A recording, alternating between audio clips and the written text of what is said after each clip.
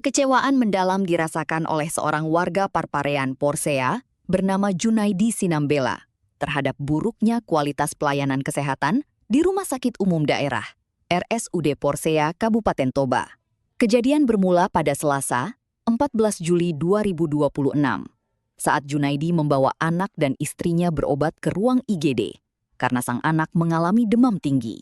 Bukannya mendapat penanganan medis darurat, Junaidi justru diminta mengurus administrasi dan surat rujukan terlebih dahulu.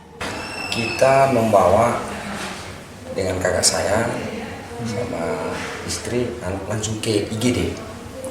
Ke IGD, begitu kita ke IGD sampai di IGD, tolong ditangani cepat dulu anak saya, seperti itu kepada dokter umumnya.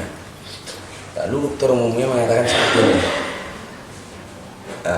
minta rujukan dulu anaknya, tapi istri sudah pernah berobat sebelumnya gitu, tapi kalau anak minta dulu surat rujukan dari puskesmas Porsea katanya seperti itu. Jadi lalu kami pergi sama kakak saya ke puskesmas meminta surat rujukan. Ternyata surat rujukan itu sudah sistem online, baru saya tahu sekarang sudah sistem online. Dia mengurus BPJS, mengurus surat rujukan. Sampai di puskesmas sudah diberikan secara online. Nah, kembali lagi ke RSUD Porsea ke sini. Begitu nyampe ke sini, toh juga dia tidak ditangani anak saya. Disuruh ke poli, begitu nyampe di poli, kembali lagi saya disuruh ke ruangan BPJS untuk meminta surat rujukan itu agar bisa ditangani anak saya. Apa motif abang sendiri langsung membawa anak dan istri abang sendiri ke IGD?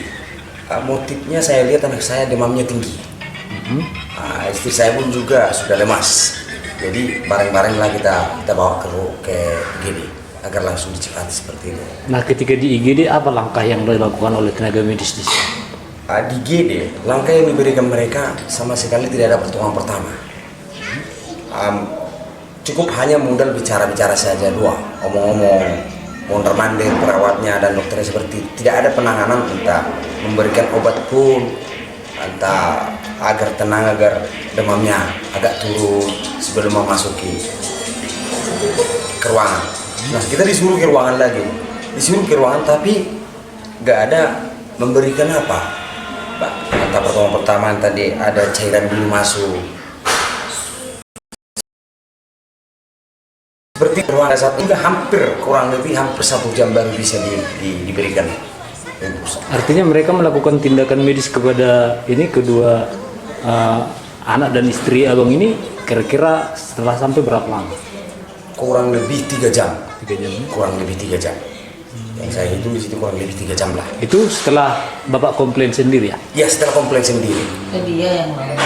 Ke dia yang lama. Saya langsung ditangani. Sama anak saya yang paling lama, seperti itulah. Jadi kekhawatiran saya sangat cukup was-was gitu, karena dia masih 6 tahun, umur 6 tahun.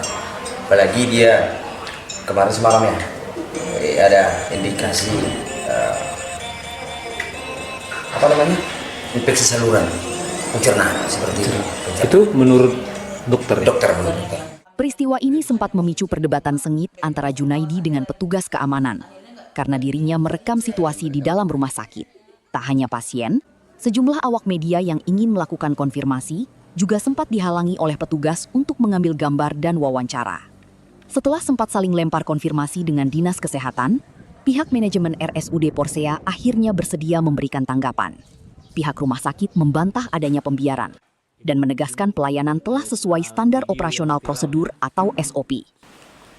Baik Pak, si membuat video membawa anak dan istrinya ke IGD, dan di IGD sudah dilayani sesuai dengan prosedur yang berlaku di RSUD Porsea. Terkait dengan penanganan, karena ada dokternya di samping saya, dokternya akan menjelaskan bagaimana cara penanganan pasien di IGD.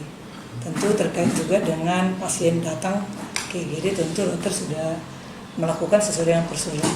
Silakan dok, supaya masyarakat tidak simpang siur terkait dengan pelayanan di RSUD Porsea. Mungkin nanti sekali dijawab aja Bu, ada satu lagi. Kalau untuk IGD sendiri Bu ya, dalam hal pendaftaran itu ya, apakah harus melakukan permintaan surat rujukan lagi dari puskesmas, sementara dia kan sudah merasa bahwa itu harus ditangani secara medis dulu, baru nanti tindak lanjutnya seperti apa, kan ada urusan ini, apa enggak seperti itu? Siapa begitu? Pasien yang datang ke IGD tidak perlu membawa rujukan karena pasien dengan kegawat daruratan. Tapi ketika datang ke IGD dinilai oleh dokter yang jaga, ada triase namanya.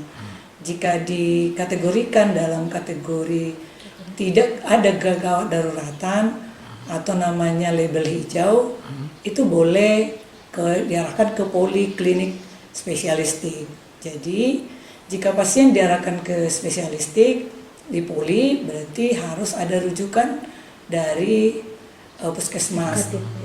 Jadi dokter kan sudah menilai ini kalau perlu dirawat tidak perlu ada rujukan. Tapi jika pasien dinilai oleh dokter tidak perlu dilakukan dinilai tidak ada kegawat daruratan, maka pasien dianjurkan ke poli. Pada saat itu kan masih pagi. Dokter spesialis kita masih di poliklinik. Makanya dokter menganjurkan ke poliklinik lah. Jadi prosedur di poliklinik harus ada rujukan dari puskesmas. Meski diklaim telah berjalan sesuai prosedur, publik berharap pelayanan rumah sakit milik daerah ini bisa lebih ramah dan responsif terhadap kondisi darurat pasien. Dari Kabupaten Toba, Jamarlin Saragih melaporkan untuk Gemadika. Jangan lupa like, komen, share, dan subscribe channel Media Gemadika.